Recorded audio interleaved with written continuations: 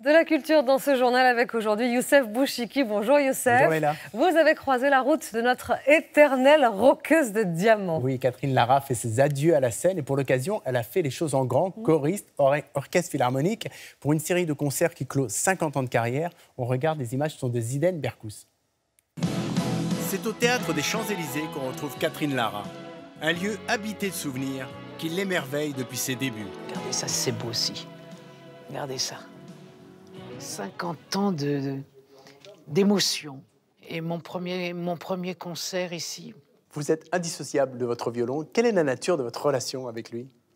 Elle est très, à la fois maternelle, et parce que je le tiens sous le cou. Il y a quelque chose de très tendre. Puis c'est aussi mon ennemi intime, parce qu'il m'en fait voir de toutes les couleurs.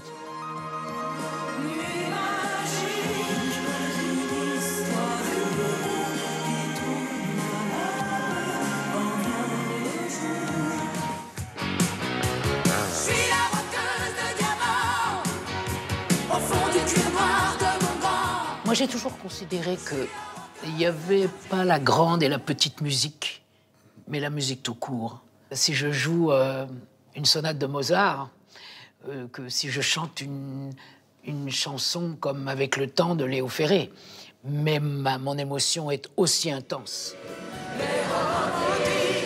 Pour sa dernière tournée, elle donne une série de concerts grandioses entourée d'un orchestre symphonique. Qu'est-ce que ça fait de chanter avec 500 choristes?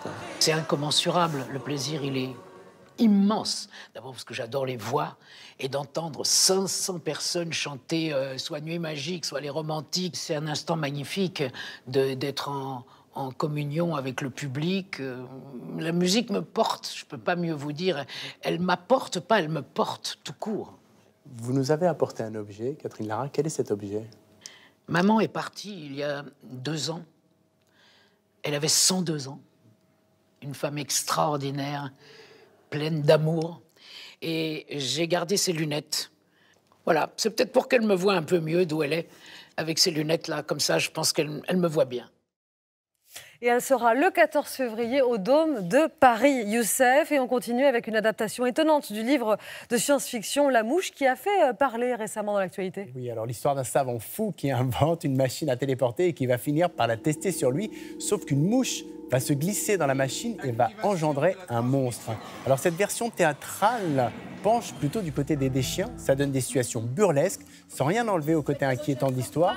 C'est à voir au Célestin ce week-end à Bordeaux et en tournée dans toute la France. On continue, Youssef, avec une exposition consacrée à la savane africaine. Oui, alors l'exposition Afrique, savane sauvage, on réalise à quel point ce continent a nourri l'imaginaire commun de la planète entière. L'exposition propose différents espaces qui révèlent autant la beauté de la savane que l'horreur du braconnage. C'est l'occasion de s'émerveiller, mais aussi de sensibiliser le public sur la menace d'extinction qui pèse sur toutes les espèces. C'est vraiment une exposition à voir en famille pendant les vacances. Et c'est au Muséum de Bordeaux. Et enfin, on voulait dire un mot, Youssef, sur l'écrivain Pierre Guyotat, décédé dans la nuit de jeudi à vendredi à l'âge de 80 ans. C'était un monument de la littérature française. Oui, il restera comme l'auteur de 2 œuvres majeures. Tombeau pour 500 000 soldats, publié en 1967, peut-être le plus grand livre sur la guerre d'Algérie.